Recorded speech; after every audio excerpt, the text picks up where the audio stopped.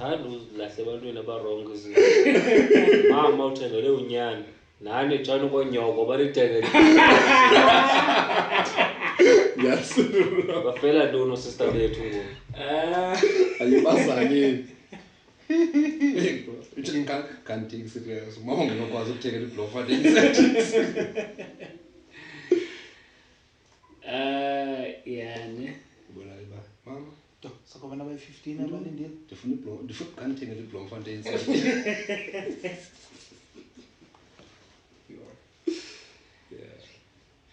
Yeah, ne. Parents should get to that level. Call iBloemfontein Celtics. Ask anything. Go out for shopping. Ask a man. Kodwa uyaqoba uthenga ayithenga Chiefs. Sizombona uba ngeke serious.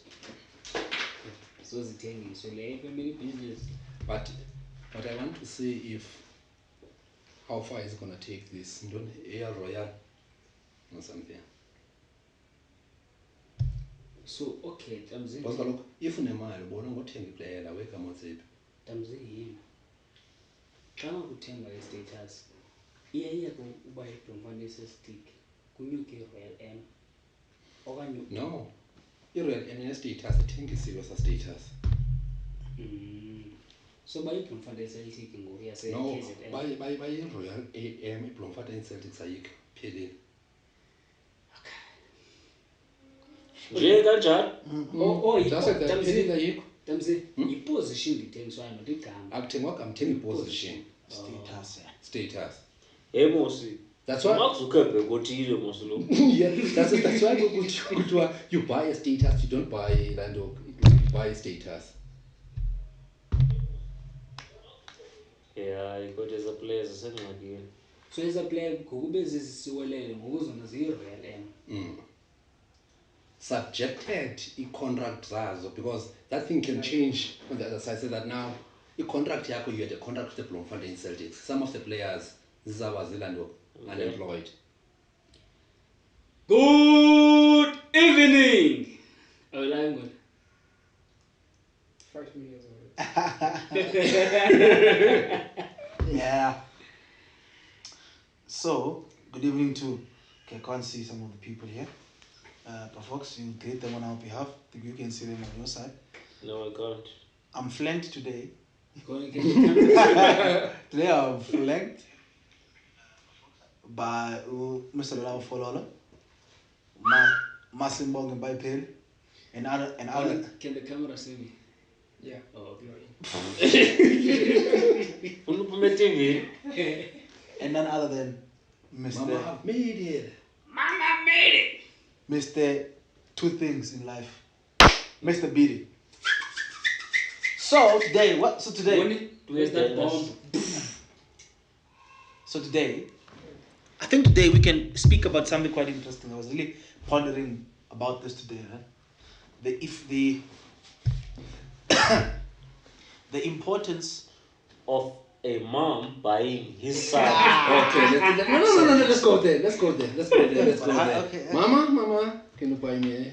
Let's go for shopping. What do you want? It's fine. What do you want? It's fine. What do you want? I want something to. Can you buy me a Bloemfontein Celtics? Okay, number one.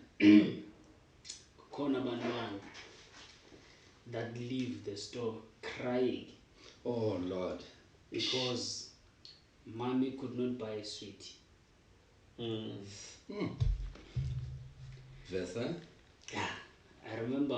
I don't know which year was it. We were at ShopRite with my mother. You know, I had friends who had sunglasses. I also wanted sunglasses. But when I asked, that up man is in the bang, so puka, you know. So I made like a scene. I cried in the shop. I was very young for her to buy me that thing. How old are you? Are you 5? I think younger than that. I think I was younger than that. I think 3 or 4, something like that. But she ended up buying those. Yeah, but you know, I can just think, you know, how angry she was to buy those things because she did not budget for that. And now we have moms who buys his son a soccer team. Where's the balance? What is that a function of? So, yeah, I think the funny thing with this whole thing is that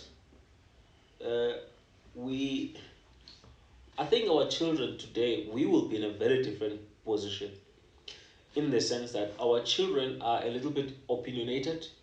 They voice out, they question, you know. Tina, we grew up in an era where you can't question your mom, you understand?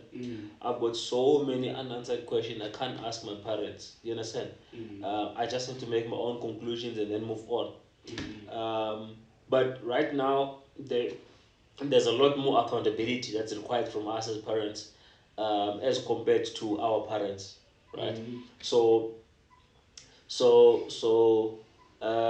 Yeah, look, I always talk about this, you know. We're talking about the extremes here of buying a soccer team, you know. But I mean, you have people that couldn't go to tertiary because their parents couldn't afford, you know, to pay for them to go to tertiary. And yet this person is like 18 years old, you know.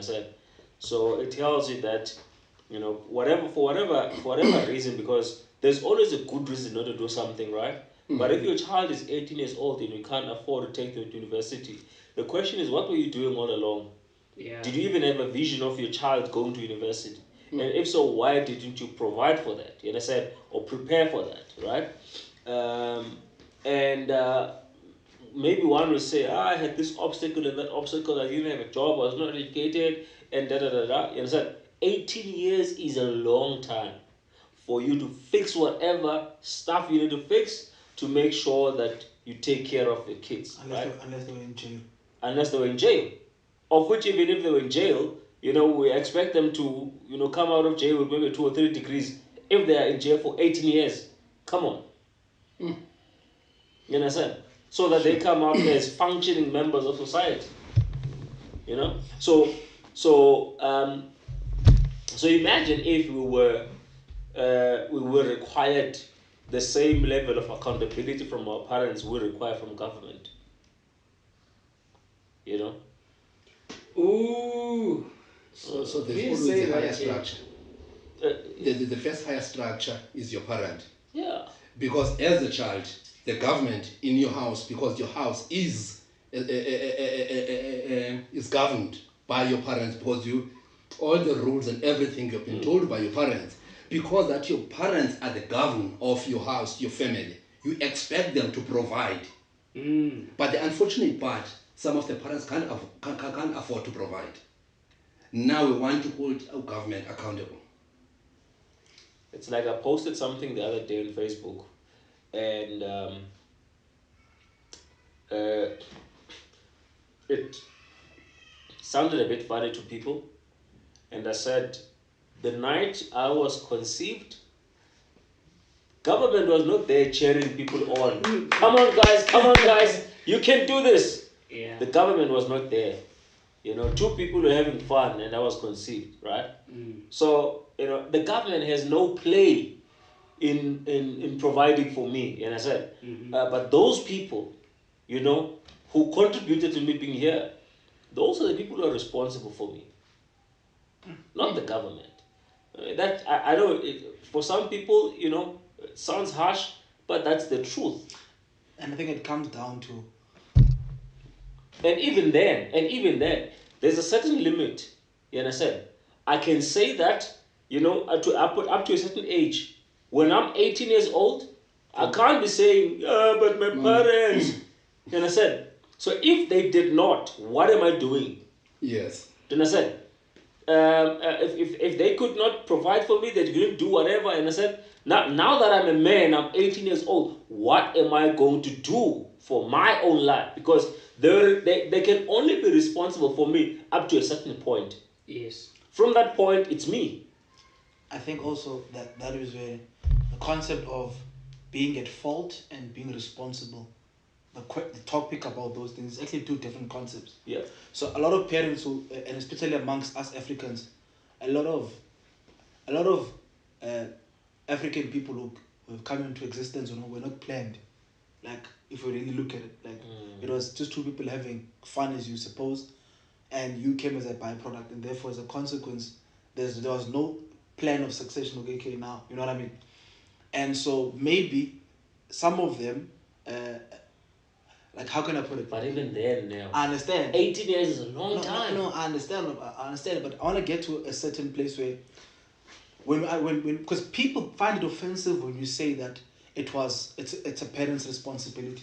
Okay. Right? They find offense. You're unappreciative after all that I've done for you. I've sacrificed this. I've went around cleaning this, that. Then you still have the right now to look back me in the face and say, I could have. Emotional blackmail. Yeah, that emotional blackmail. Right? And I think parents, you're not saying it's their fault. You're saying it's their responsibility. Right? Which is two different things. Yes. In other words, it's your Like responsibility. I was saying that when things are not going right, it's a responsibility of the government. Exactly. Instead of paying it forward to government, the parents must take the responsibility for that. Exactly. And Honorable will say that the same as a child, there are certain age whereby that you have to grow up and man up and take the responsibility as well. And the fact is that you're not being rude. You're just being honest. Yes. Like I think those are two, like. Yeah. And if you have to understand, like when I tell my mom, and that's what I told my mom, that mom, when it comes to me achieving financial greatness, I can't listen to you. I said that to her, right? That's truth. There was probably no nice. I to me thought that maybe that was the most nicest way for me to put it out to her, and it actually didn't turn out to be so. But now she understands what I'm saying. It was truth, right? Yeah. And so I think we need to get to a place. And as Africans, we don't mask truth. We don't know how to separate truth with hierarchical respect. You know what I mean? You know. So people, by you saying that it was my parents' responsibility, it's as if you are disrespecting your parents. But you are just saying that it was their responsibility to make the situation good. I don't care if it was not their fault, but Yes. automatically it was their responsibility to make things good.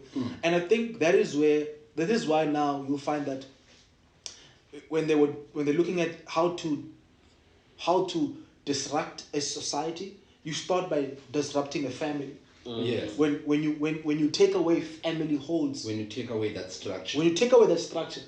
and then now what happens is that because government influences what happens inside a home, the child no longer goes to the parent to look for an alternative. They go straight to government. Because government says, this cannot happen in this home. It's like a country that has been colonized. Of course. Because you allow yourself as a president, as the leader of that family, as a government of that family, to allow an external force to come and take over your structure. When the government has taken over your structure, you no longer have powers anymore. You have lost powers. But then, so the antidote then will be then, for us to really reconstruct, the pursuit to reconstruct and make this world a better place. You don't start by do you start by fixing policies that governs how things work, or do you start by fixing homes? And then who must fix the homes? Yeah. Yeah, that's quite a tricky one because, in all honesty, it's actually homes. But then if you look at how society today is actually being fashioned, you understand? There's no real, let me call it this way, probably there's a better word for it, but there's no real encouragement, you understand? Sure. For strong, vibrant families. You understand? There's no real, encouragement for that. So, and there's so many ways government could do that if they wanted to. You can take it that a bit further. So there's no encouragement for real strong men. Because For sure. For sure. Because if you have a vision for your life. That's why they manufacture statements like what's this word? Toxic masculinity. You understand? So So men are not getting, like, not enough men are getting jobs. Like, there's no, like, even, I remember I wanted to work for a certain company when I came out of school, and I performed well, but I was told that I'm the wrong gender for that year. See, You can't go work there. how many posts have you seen on Facebook or social media, wherever, talking about men's empowerment. There's no such. You understand? But Nothing. Look, probably it's because we are the perpetrators of society. We are the ones who are causing all these victims. In fact, I think what is coming from government is that men needs to be demand. If you know what I mean, like reduce water. just you're too much of a man. Just tone down a bit, Yeah. you know. But for me, you don't have to change any gender, whether man or woman. Just allow people to be. It's all about positioning. As what here were the team, men and women, kids and everyone, as long as that everyone understands exactly what it's supposed to do, as long as that you are not harming another individual, you are adding value to the humankind. The problem when people are dealing with the perpetrators of the violence and of abuse of women, they don't deal with individuals. They attack everyone, say that it's men. Like for instance, when we've been hurt or anything has been done by the woman, we don't say it's women. You address that problem, and even if now you are a man, you have done something wrong. It's not that you are a bad person in that area. I need to highlight that. Maybe in that area, you need to fix that area. Yeah. I can't destroy the whole Newo. In that area. Fagam Komen. No. Yeah. I think it's like I remember this one year we had this discussion. It's like, it's not like as men we sit every year and then we delegate. I remember that conversation. It was on TV. Like we come together and we delegate and okay guys, now this year you guys need to go do A, B, C, D. Make sure that you rape them, you do this, you kill them. Yeah. You know what I mean? Yeah. And the reason I think we're speaking about this is that there's this, and I think we're trying to solve the family problem here. Yeah. And I think it starts by also this whole thing of we are always, it's like this identity politics. Like there's a lot of identity. Okay. You are black, so this is what you are a man, so you fall in here. You can't say this because if you're saying this, so we're no longer being treated as individuals. Yeah. We're Yes. treated as a group, and we're constantly trying to group people. Yeah. We're trying to group the rich and the poor. Yes. You're speaking like this because you are privileged, you are rich, so you don't know how to talk. You are kept out of meaningful conversations that brings order. Man. So automatically we can't have a conversation because you Tamzi are not an individual. Sure. You are constantly a representation of the group. Let's take this thing even further. The same thing that we hated during the apartheid is because just because you are black, you were grouped. You supposed to behave like this. You were this bad person. Just because you are white, the grouping of white people. Because everything, this comes with government, whereby that people are no longer treated like individuals. Because the only thing that we're crying for, now that we have, let's say that, so to say, the freedom in 1994, now we're crying for an individual freedom. I want to be me. I want to be me. Can I be allowed just to be an individual? Because if we fought the segregation of that time, the haves and not haves, and the color, the blacks and versus white, now that we've fought with that, probably we've won that battle or not. Ne? But the next fight that we need to fight for is to fight for the individual freedom. When I've achieved an individual freedom, I can be a better person to form a structure, the family structure. There we go. It's because people that are destroying the families that are not strong, it's because they don't have strong individuals. To build a team, you need good individual players, and you form a strong team. Yes. Madam Z just mentioned this thing about the apartheid era. I think the apartheid era, didn't like, yes, it did harm in terms of killing people and all those things, punishing people, but I think it did more harm in the mindset more than everything. Because we have this stereotyped culture of mindset. If something is like that, that's it. Just like what Prof. Fox was saying, that there are things that we cannot question. So I mean, even in this thing that men this, men that, it's stereotyped, because if you could really go into the homes and find out, okay, why did this man attack this woman, why did this man did that, because you would find that maybe the reason why the man hit the woman, maybe the woman said something. No, I'm trying to say, right? Let's try to stand on the edge and everything. Right? Oh yes, I'm Yeah. with you. Not just say, okay, men are this, men are, okay, what is the problem? Okay, if we say men are like this, then why men are like this? What is the problem? What is causing them The to root be like cause. that? Yeah. Yeah. Sorry, Fox, before you come in. Like with that being said, it's truth. In a sense that we need to understand that, especially men and women, that we are best when we are together, not apart. Yes. Right? And so whatever seeks to dehumanize women is an indictment on us as men as well. Yeah. Vice versa. Whatever seeks to disempower, no woman, a weak man is no help to a woman. Yes. Like women, as much as men will suffer, but when men are disempowered, thrashed and bashed, it also reflects very, Yeah. So I think it's about empowerment. It's not even about balancing of power. It's just Yeah. about just general have the mindset of empowering and lifting up. But you Yeah. wanted to share something, bro. Yeah. So Mzi was talking about the right, to self-determine as a man, right, to be an individual. It gets me to think in terms of what is a passion of mine, and that is, take that a step further. Now that you have, you have self-determined, you understand, that you have the right to be. Now, the one of the things that is very important that actually that limits that right is actually the right to self-determine financially. You Yes. understand?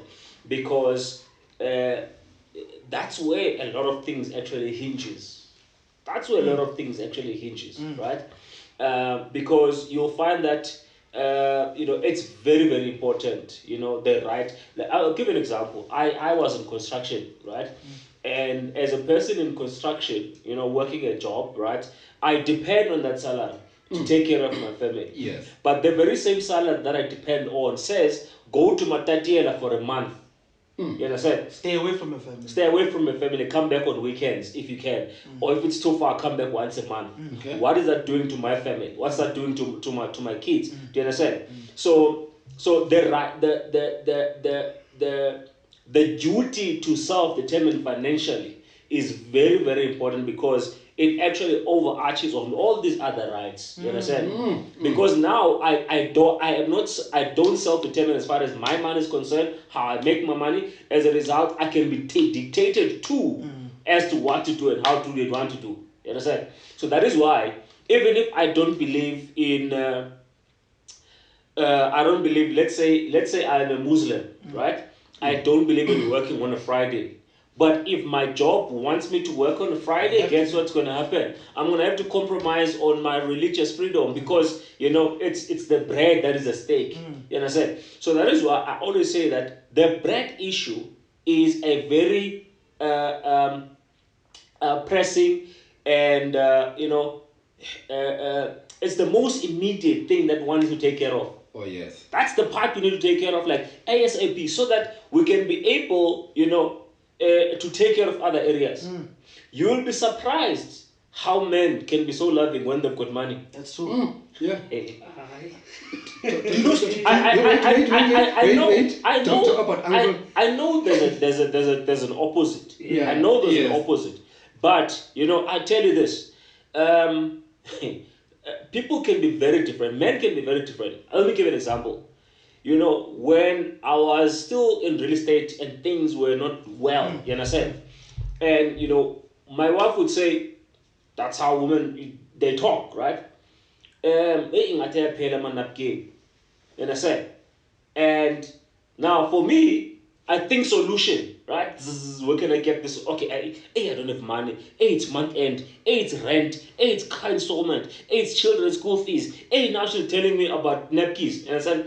And I don't have the immediate solution. Guess what happens? You understand? Now you feel you know Insecure. you feel insecure. How do you Okay. compensate for that? You become angry. Yes. You understand? You become angry because you can't find the solution, right? Because that's how we think, right? We think solution and we can't find it, then we have a problem. So, in closing, as we have another meeting, Sure. in closing, There's a lot to say, ne? There's a lot to say, Yeah. but we have to. yeah, Yeah. yeah. When can we continue this again? Guys, when you want us to continue this, write down the chat section. When would you want to know more of this?